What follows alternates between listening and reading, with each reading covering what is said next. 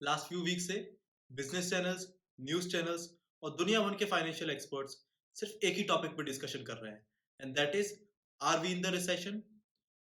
2022 के स्टार्टिंग से जब से मार्केट्स फॉल हो रहे हैं, काफी इन्वेस्टर्स ने डिप्स को बाय किया है, बट करंट में इस रिसेशन की न्यूज की वजह से इन्वेस्टर्स कंसर्न में हैं दैट क्या उन्होंने वो डिप बाय करके सही किया या उन्हें और वेट करना चाहिए था। So hello guys, in this video we will discuss about 3 points. First, what is recession and how does it impacts our economy and stock markets. Second, are we actually in the recession, and third, how long will this fall continues? So let's get started. So first, let me explain you recession in the simplest terms. So as you can see, अगर किसी भी country की GDP, जो कि quarter GDP है, अगर लगातार 2 quarters में नेगेटिव ग्रोथ शो करती है, so as you can see on my screen, October का क्वार्टर एंड दिसंबर का quarter consecutively negative number show करे हैं, तो after this quarter, that is December quarter, आप ये कह सकते हैं दैट इस कंट्री की जीडीपी ऑफिशियली रिसेशन में आ चुकी है। नाउ हम बात करते हैं इस रिसेशन के इम्पैक्ट की। As you can see on my screen, जब भी किसी कंट्री को रिसेशन से होकर गुजरना पड़ता है, दैट मीन्स उसकी जीडीपी में डिक्लाइन होता है। तो इस जीडीपी के गिरने की वजह से उस कंट्री में जो बड़ी बड़ी मैन्युफैक्चरिंग कंपनीज और प्लांट्स होते हैं, वो अपनी प्रोडक्शन कैपेसिटी घटा देते हैं। नाउ जब कोई भी कंपनी अपनी प्रोडक्शन कैपेसिटी घटा देती है, तो इसका सीधा सा मतलब है जो उसको पहले मैन पावर की रिक्वायरमेंट थी, अब वो कम मैन पावर में भी अपना काम चला लेगी। तो इस वजह से कंपनीज बहुत सारे एडिशनल एम्प्लॉयज को, जिनको जरूरत अब कंपनी को नहीं है, अब कंपनी उनको फायर कर देती है। Now this leads to unemployment. जब लोगों में अनएम्प्लॉयमेंट बढ़ता है, तो लोग सेविंग्स पे ज्यादा ध्यान देते हैं और स्पेंडिंग से बचते हैं। नाउ जब किसी भी कंट्री में स्पेंडिंग पे कम ध्यान दिया जाएगा, तो ऑटोमेटिकली जो मार्केट्स में गुड्स एंड सर्विसेज हैं, उनकी डिमांड घट जाएगी। और ये जो गुड्स एंड सर्विसेज में डिमांड घटती है, ये फर्दर लीड करती है जीडीपी के कंट्रैक्शन की। So as you can see on my screen, ये एक विशियस साइकिल बन जाती है, जिस जो किसी भी कंट्री के लिए एक नाइटमेयर है, और किसी भी कंट्री के लिए इससे बाहर निकलना बहुत ही मुश्किल हो सकता है। नाउ हम डिस्कस करते हैं that are we actually in a recession. आपको ये समझाने के लिए मैं आपको फिर से अपनी स्क्रीन पे लाता हूँ। So as you can see, अगर हम इंडिया की जीडीपी ग्रोथ के नंबर्स को चेक करते हैं, तो आप यहाँ देख पा रहे होंगे इंडियन इकोनॉमी भले ही लास्ट क्वार्टर में ओनली 1.84 की ग्रोथ दिखाई है, बट स्टिल ये नेगेटिव नहीं है। तो फिर आपके दिमाग में ये क्वेश्चन आ रहा होगा दैट अगर हमारी जीडीपी की ग्रोथ एक भी बार नेगेटिव में नहीं गई है, तो ये रिसेशन की जो बज है मार्केट में, ये क्यों है? तो इसका रीजन है US markets. So as you can see, अगर हम यूएस मार्केट में जीडीपी ग्रोथ के नंबर्स को ट्रैक करें, तो as you can see on the chart, last quarter में यूएस इकोनॉमी ने जीडीपी ग्रोथ के नंबर्स नेगेटिव में पोस्ट किए हैं। नाउ अभी भी एक क्वार्टर के जीडीपी के ग्रोथ के नंबर्स नेगेटिव होने से ये कंफर्म नहीं है दैट यूएस की इकोनॉमी का रिसेशन में आना फिक्स है या नहीं। बट फिर भी अगर नेक्स्ट क्वार्टर में ये नंबर फिर से नेगेटिव शो करते हैं, then it will be official that US economy is in the recession. Now US economy के रिसेशन के आने की वजह से इसका इम्पैक्ट डायरेक्टली और इनडायरेक्टली इंडिया पर भी पड़ेगा, बिकॉज जो यूएस की इकोनॉमी है वो वर्ल्ड की एक डोमिनेटिंग इकोनॉमी है, और including India and many other countries US पे काफी ज्यादा रिलाई करते हैं। नाउ अब आप में से कई लोग ये सोच रहे होंगे दैट गवर्नमेंट्स को अगर ये पता है दैट जीडीपी के गिरने से वो रिसेशंस में आ सकते हैं, तो वो जीडीपी पे वर्क क्यों नहीं करते? नाउ जीडीपी को कंट्रोल करना इस पॉइंट ऑफ टाइम पे इतना आसान भी नहीं, बिकॉज गवर्नमेंट्स के लिए जीडीपी के गिरने से भी बड़ा रीजन है राइजिंग इन्फ्लेशन। इन्फ्लेशन का रेट जो इस वक्त इंडिया में है, दैट इज अराउंड 8%। अब मैं आपकी इंफॉर्मेशन के लिए बता दूं that inflation and GDP goes hand in hand.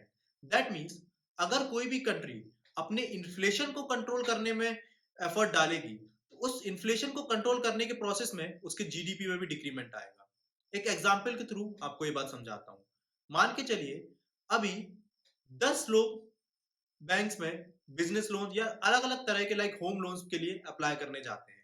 अगर कंट्रीज को अपना इन्फ्लेशन कंट्रोल करना होता है तो जो पहला काम वो करती हैं वो करेंगी अपनी क्वांटिटेटिव टाइटनिंग करना।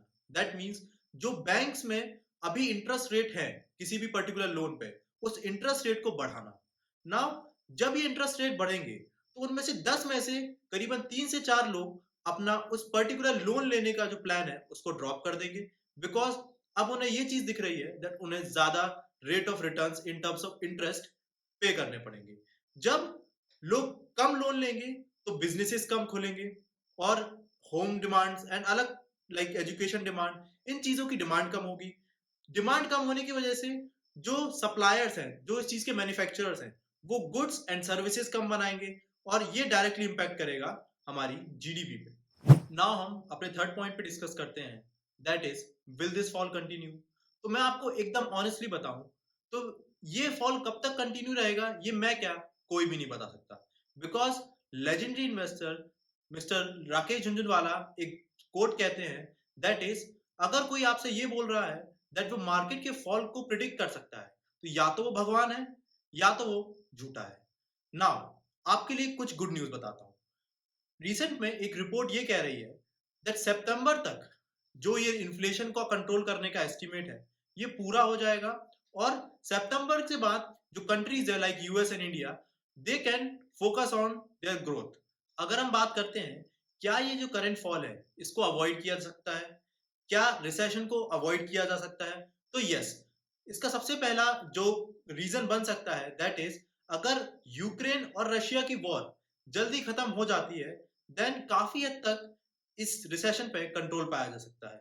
बिकॉज आपको पता होगा दैट इस वॉर के चलते काफी सारी यूरोपियन कंट्रीज एंड यूएस ने रशिया के ऊपर डिफरेंट टाइप ऑफ सैंक्शंस लगाए हुए हैं, बट इन सैंक्शंस का एक पॉजिटिव इम्पैक्ट इंडिया पे ये पड़ा है दैट पहले इंडिया रशिया से क्रूड ऑयल के लिए सिर्फ 1% की डिपेंडेंसी रखता था, बट करेंटली रशिया ने जब इंडिया को क्रूड ऑयल 30% के डिस्काउंट पे ऑफर करना चालू किया तो करंट में जो इंडिया है वो रशिया से अराउंड 18% तक अपना क्रूड ऑयल इंपोर्ट कर रहा है। इसकी वजह से हमें जो बाहर के अमेरिकन मार्केट्स में क्रूड ऑयल मिल रहा है अराउंड $110-120 पर बैरल, अब इधर हमें रशिया से वही क्रूड ऑयल बहुत सस्ते में मिल रहा है जिससे हम अपने इन्फ्लेशन को कंट्रोल कर पा रहे हैं। नाउ मैं आपके इस फॉल के कंसर्न को ईज आउट करने के लिए वापस से आपको अपनी स्क्रीन पे लेके चलता हूं। So as you can see on my screen, ये निफ्टी 50 के लॉन्ग टर्म का चार्ट शो हो रहा है। आप इसमें देख पा रहे होंगे दैट एक बहुत फेमस कहावत है दैट चाहे वो इंसान हो चाहे निफ्टी, एंड में सबको ऊपर ही जाना है। सो इन द लॉन्ग टर्म भले ही मार्केट्स शॉर्ट टर्म्स में बहुत सारे फ्लक्चुएशंस से होके गुजरे, but in the long term markets ऊपर ही जाते हैं। बट आप जो डिफरेंट क्रैशेस के थ्रू मार्केट्स पास में गुजरे हैं that is 2008 crash, 2011 crash and 2014, इन सब में आप देखिए जिन जिन लोगों ने यहां यहां और यहां इन्वेस्ट किया होगा वो एट द एंड सबसे ज्यादा रिटर्न्स पे होंगे। बट हमारे साथ प्रॉब्लम क्या है, जो नए इन्वेस्टर्स होते हैं वो यहाँ और मैक्सिमम लोग यहाँ अपना सारा पैसा इन्वेस्ट कर देते हैं जिससे उनके पास इस फॉल पे बाय करने के लिए अमाउंट बचता ही नहीं है। तो आप लोगों को ये मिस्टेक हर हालत में अवॉइड करनी है।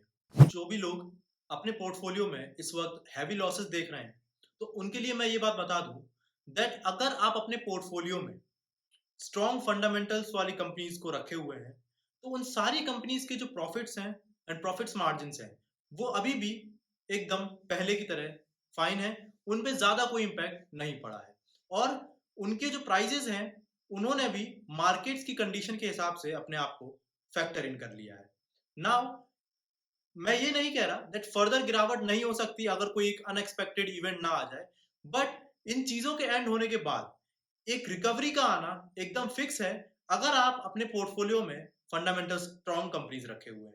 नाउ इन सारी चीजों को कंक्लूड करने के लिए मैं आपको एक बात कहता हूं, that is this is not the end of the world and the economies, because अगर ये एंड है तो ये कुछ मैटर नहीं करता दैट हम और आप अपने पोर्टफोलियोज को किस तरह मैनेज करते हैं।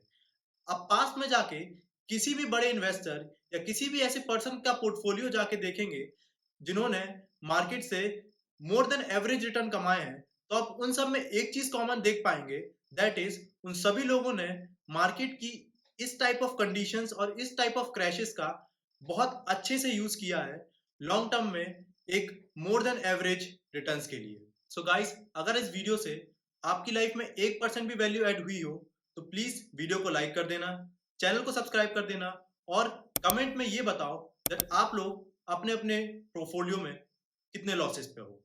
सो अंटिल देन, बाय बाय।